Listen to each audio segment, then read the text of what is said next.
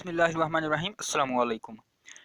इस वीडियो में आपको ये बताऊंगा कि बलगमी मिजाज में अगर बलगम आ जाए, यानी ठंडे मिजाज में बलगम की अक्सर लोगों को, बच्चों को और नौजवानों को ज़्यादती होती है, तो उसकी वजह क्या है और उसका असूल इलाज क्या है, इंशाअल्लाह मैं इस वीडियो में आपको बताऊंगा।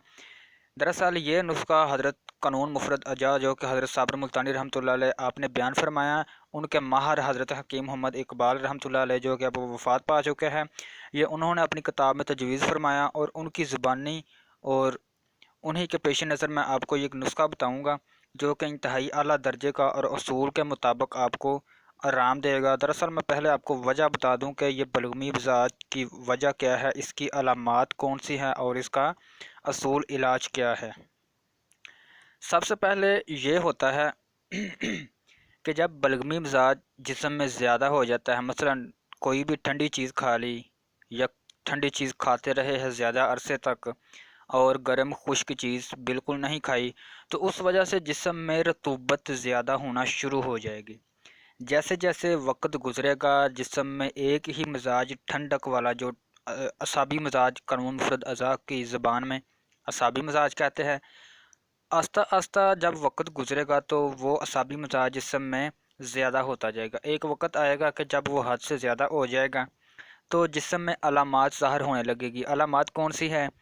एक तो बलगम की ज़्यादती हो जाएगी, ज़बान पर सफ़ेद तह जो है वो आ जाएगी, ठीक है, भूख की कमी हो जाएगी और इंसान कमज़ोरी महसूस करेगा। भूख की कमी इस वजह से होगी कि मैदा ज़ाहिरी बात है जिसमें जब रतूबत ज़्यादा हो जाएगी, जिसमें तेज़ाबियत कम हो जाएगी, तेज़ाबियत और गर्मी कम हो जाएगी, तो ख़ुराक चूँकि गर्मी की वजह से पकती है, तेज़ाब की वजह से हज़म होती है, तो जब तेज़ाबियत और गर्मी जिस्म में नहीं होगी तो फिर कैसे खुराक हज़म होगी? जिस सूरत में मैदा भी ख़राब हो जाएगा, भूख कम लगेगी। उसके अलावा खांसी वगैरह और पेशाब की कसरत होगी, ठीक है, छोटा पेशाब जो है वो ज़्यादा आएगा और रंगत में सफ़ेद होगा, ठीक है।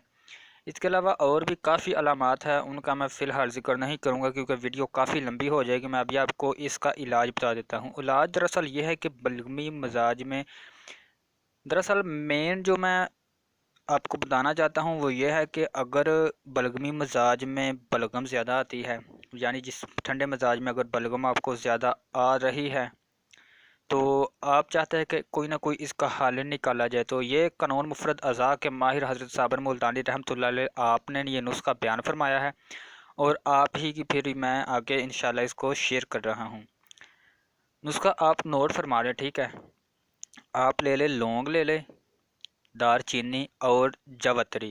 जावित्री और जलवत्री एक ही नाम है, ठीक है, लफ्ज़ एक ही है लेकिन नाम अलग-अलग है।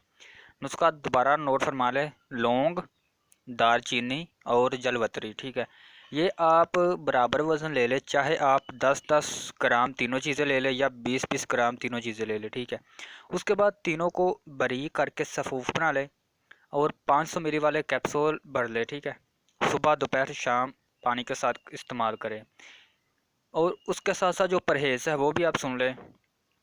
परहेज़ आपने ठंडी चीज़ें बिल्कुल नहीं खानी, ठीक है, ठंडी चीज़ें आपने बिल्कुल नहीं खानी और जो खट्टी चीज़ें होगी वो आपने इस्तेमाल करनी है।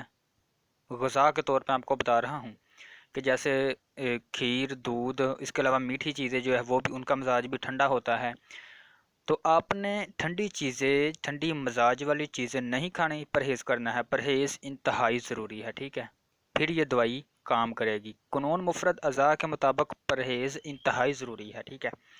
तो परहेज़ करने के लिए आपको कौन सी चीज़ें खानी चाहिए और कौन सी नहीं खानी चाहिए, इस बारे में मुकम्मल एक ग़िज़ा का चार्ट बना हुआ है। उसमें हर मिजाज की ग़िज़ा के बारे में तफसील से बयान है। मसलन असाबी मिजाज, असाबी कहते हैं ठंडे मिजाज को, ठीक है, ठंडे मिजाज की कौन सी ग़िज़ाएँ है और वो आपने नहीं खानी, ठीक है। उसके अलावा गर्म मिजाज की कौन सी ग़िज़ाएँ है और खुश्क मिजाज की कौन सी ग़िज़ाएँ हैं, इस बारे में जो ग़िज़ाई चार्ट है, इस बारे में वीडियो को मैं लिंक आपको डिस्क्रिप्शन में दे दूँगा, आप वो वीडियो देखें और आप परहेज़ करें, ठीक है। ये वीडियो मैंने एक भाई की रिक्वेस्ट पर बनाई है क्योंकि वो कह रहे थे कि मुझे बलगम जो है वो बहुत ज़्यादा आती है, ठीक है।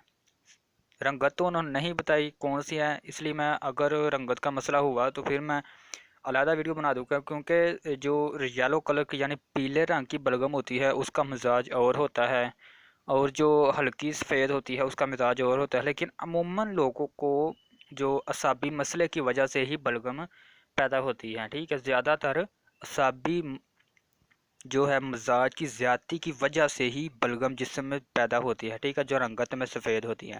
تو میرے بھائی آپ یہ نسخہ استعمال کریں، انشاءاللہ میرے اللہ پاک کے فضل و کرم سے آپ کو ضرور آرام آئے گا۔ اور پرہیز میں نے آپ کو یہ بتایا ہے کہ آپ نے کھٹی چیزیں استعمال کرنی ہے، کھٹی سے مراد جن کا مزاج خشک ہے اور گرم ہے، ٹھیک ہے، وہ آپ نے استعمال کرنی ہے، اور ٹھنڈے مزاج والی چیزیں بالکل آپ نے استعمال نہیں کرنی۔